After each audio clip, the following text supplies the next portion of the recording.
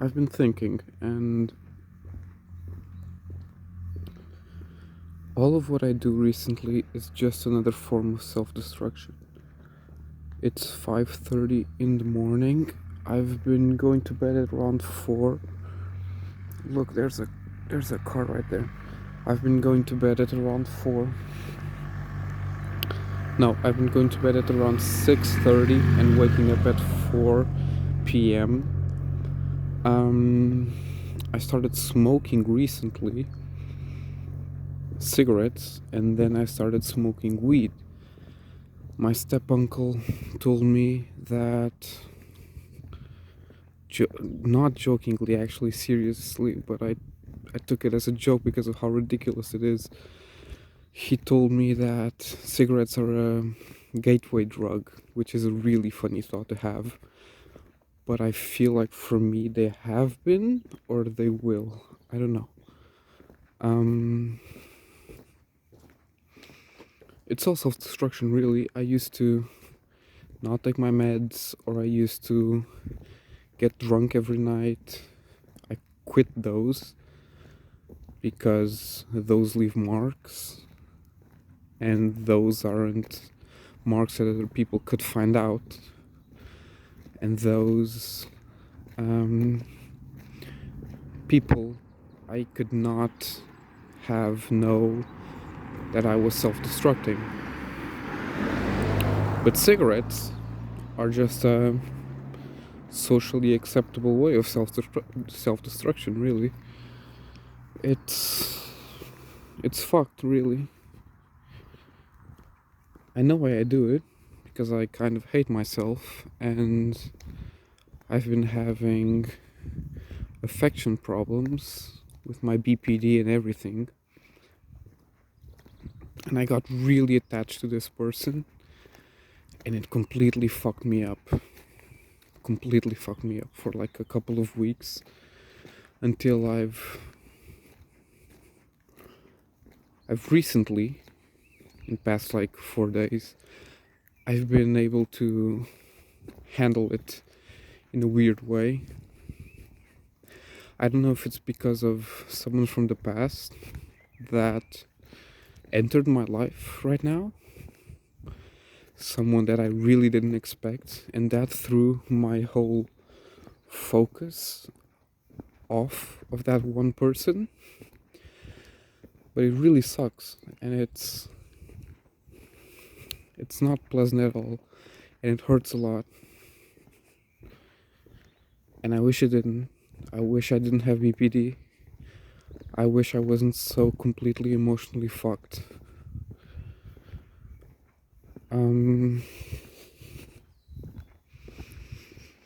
I want to do more.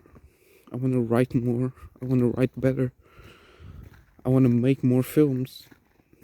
Better films. More conceptual films. But I don't know how. I just can't possibly find the strength or the energy. I feel like a coward, really. I feel like everyone's watching me from the shadows and waiting for my demise. Because it's truly, honestly, what I deserve is nothing, or maybe below nothing. I'm 21. I've never had any form of romantic relationship. It feels hopeless, and it hurts. There are cars going by here, but it's still really early, as you can see, like, really fucking foggy. I wonder what it would be like. There's a car coming that way now. I wonder what it would be like if I just jumped in front of it.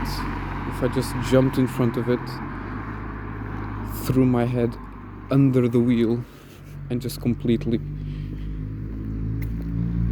cut off my connection to this world. I don't know, it's all fantasy, I wouldn't do it, but I like to indulge in it. There's a very famous cruising spot right there for all the faggots. There, and over there down in the middle of the field, there's like some hidden steps where guys go in there and suck and fuck each other off. I've always wanted to do it. I'm too scared. I don't know of what. I think it's a connection with the other one. It's frightening to imagine that there could be someone else out there that wants you, but not for any emotional need, just purely physical one. And someone that hates their own body, like myself, can possibly see what's worthy about it. So it feels really frightening. There's a cruising spot right down there, near those steps, right outside of the road.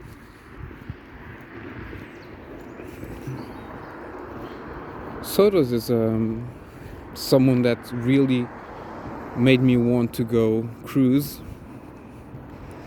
especially because of how degrading and violent and aggressive it all sounds written by him.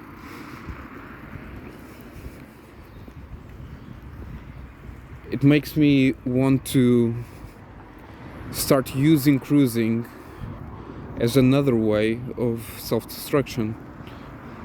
This one that would really be hidden from everywhere and everyone. Just me and the random guy. We would both self-destruct mutually at the same time, but also at different times in our lives, respectively. Probably he's 50. Maybe he has a wife and kids. His wife doesn't fuck him because he's grown fat and hairy. She's also grown fat, so he also doesn't want to fuck her. So he goes to the bathroom, to a public stall, and finds someone to suck or to get sucked by.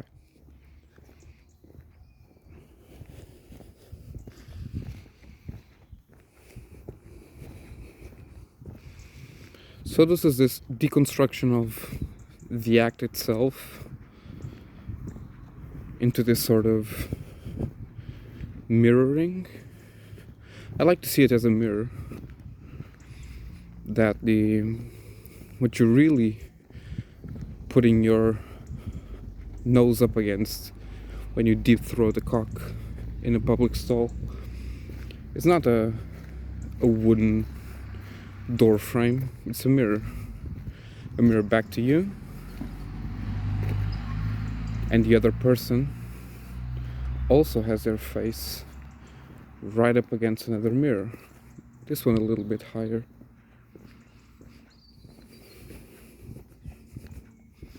You look back into itself, you look back into yourself, which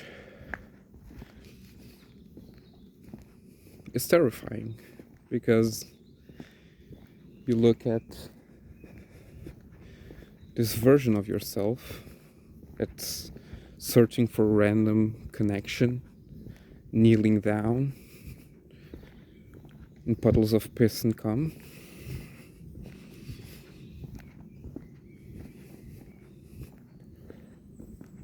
And you think how depressing this is.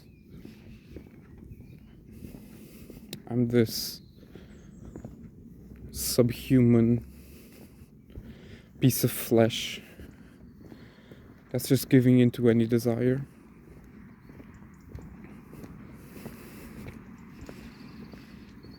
That can't stop yearning for affection.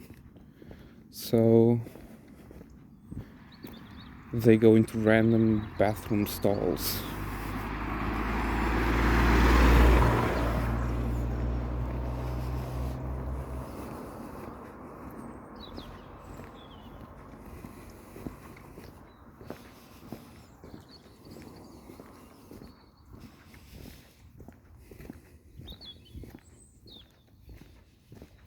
I'm going to light another cigarette.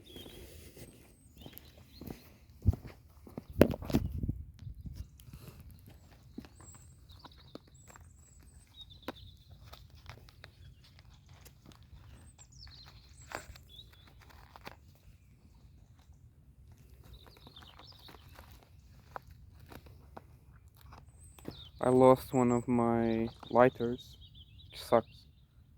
Annoying. So now I only have one instead of two.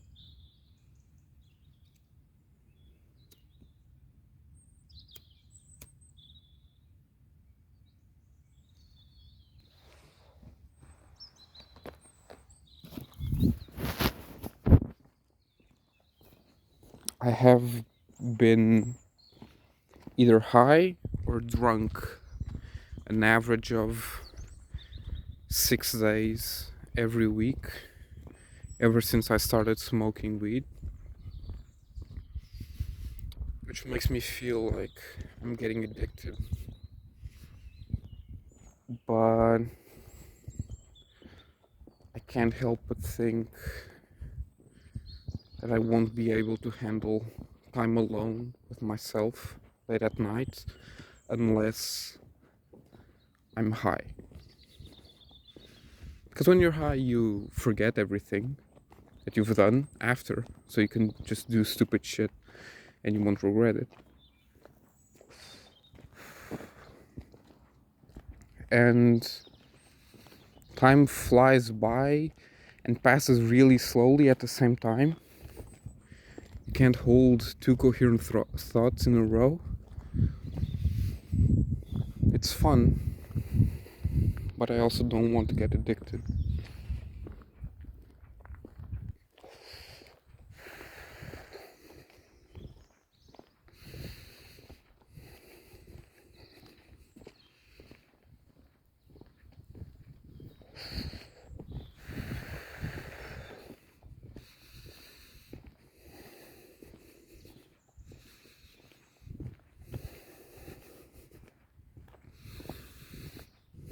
Sotos is really a formalist, if you think about it.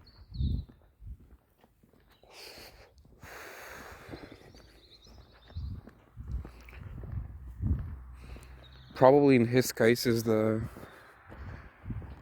best example of form informing the content and content informing the form.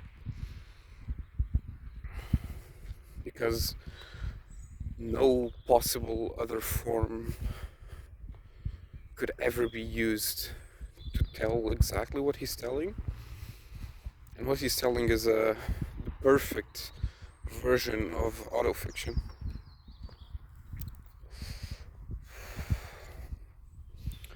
Where the writer loses itself, not himself or herself, itself, in what's true and what's fake.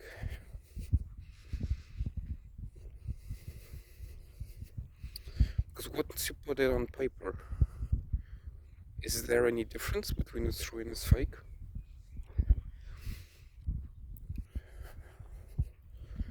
When Sotos writes about jamming, what's the word? Oh yeah, coat hangers into babies' orifices. Is there any actual difference between that and what he truly does? Does it even matter? I mean, spiritually, not legally or materially, because that doesn't really matter in the end, but spiritually, spectrally.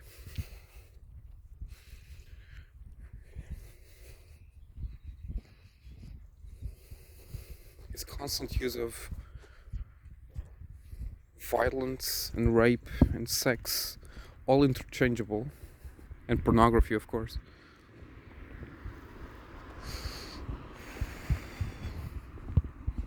And his unwillingness to distinguish between his true real self and his fictional self, probably because he also doesn't know. He talks about in his Centre Pompidou talk, reading basically, that there's basically, paraphrasing, the obsessive focus on minute details and repeated details that create reality and truth. So basically, he doesn't even know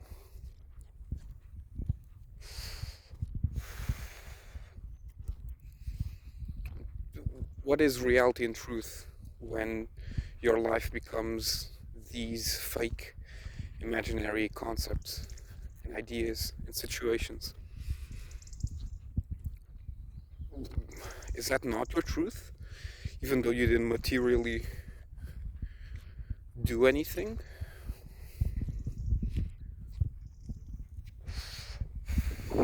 Is that not your reality? Fuck, I'm burning my fingers.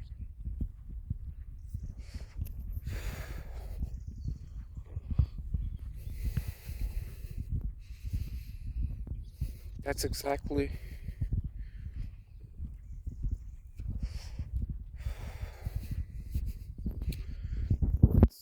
what he's getting at.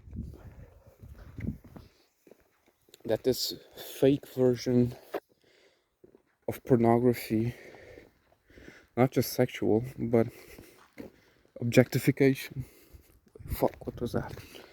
Objectification in general.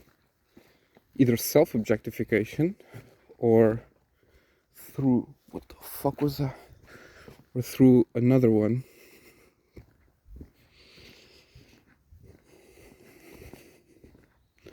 Whether it's you filming yourself getting fucked by your boyfriend and then posting it online, or whether it's a news channel putting out an exploitative story on a rape victim. Is there any material difference in that?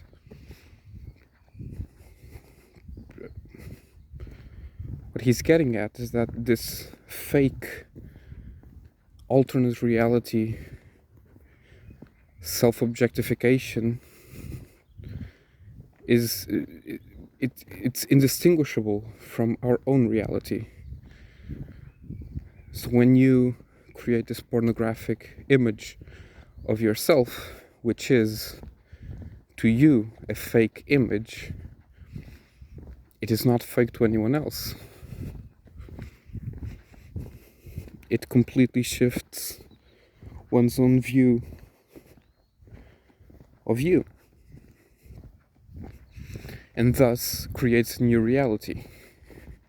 Every action that we do creates a new reality, and every person lives their own reality.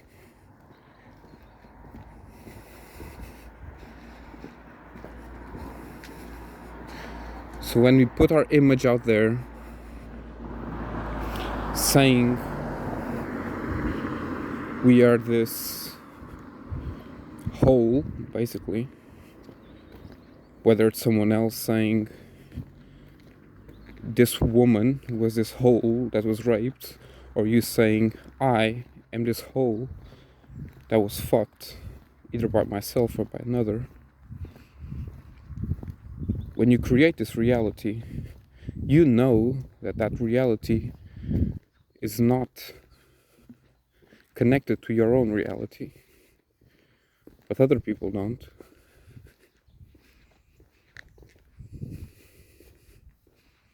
So their own reality becomes a true reality, to them at least, and to anyone else, and it becomes a single point of shared reality between most people that saw that, compared to those that know you and saw that, compared to those that didn't see you, compared to those that know you and didn't see you and didn't see it.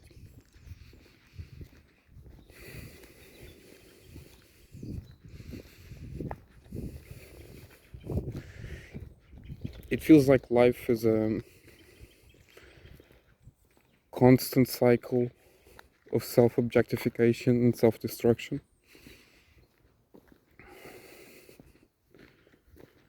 That the very act of living and the purpose of living is to self-objectify and self-destruct through that objectification.